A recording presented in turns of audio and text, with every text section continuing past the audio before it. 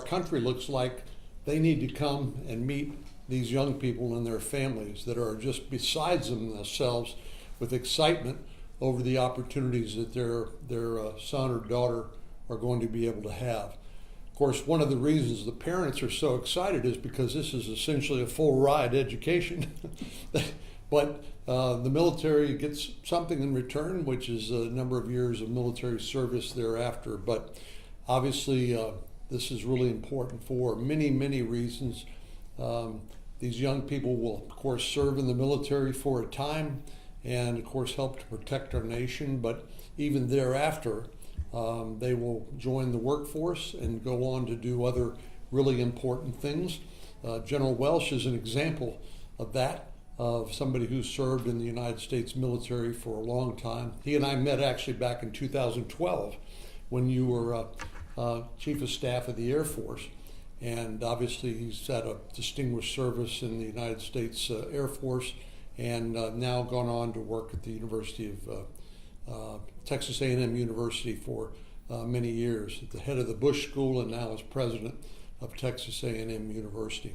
So more than happy to answer or dodge a few questions. If you have a question for General Welsh, I'm sure he'll consider answering your question as well.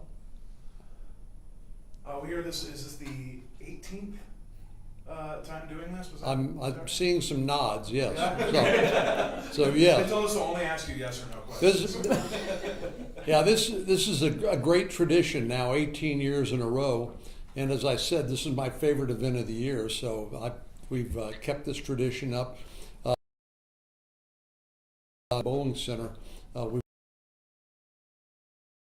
upgrade from where we've been before, but we appreciate his hospitality and the great work being done out here as well.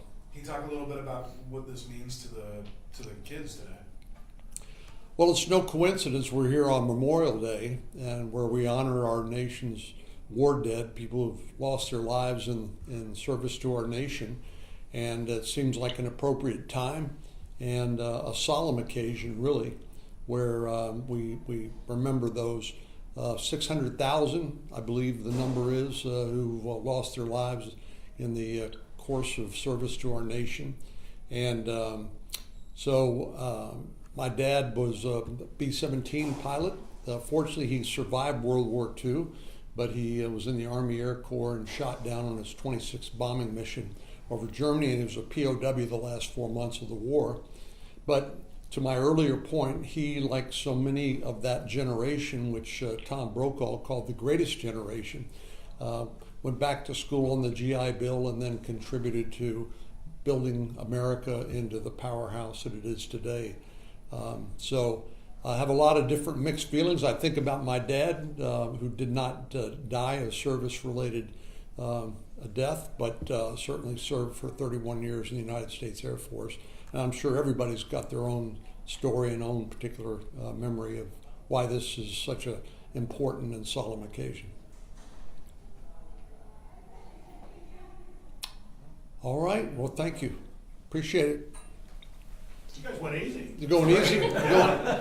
Going easy on us. Did you? We've got a tax policy. You work them over here? Yes, I did. We made sure. Awesome. Thank you guys so much.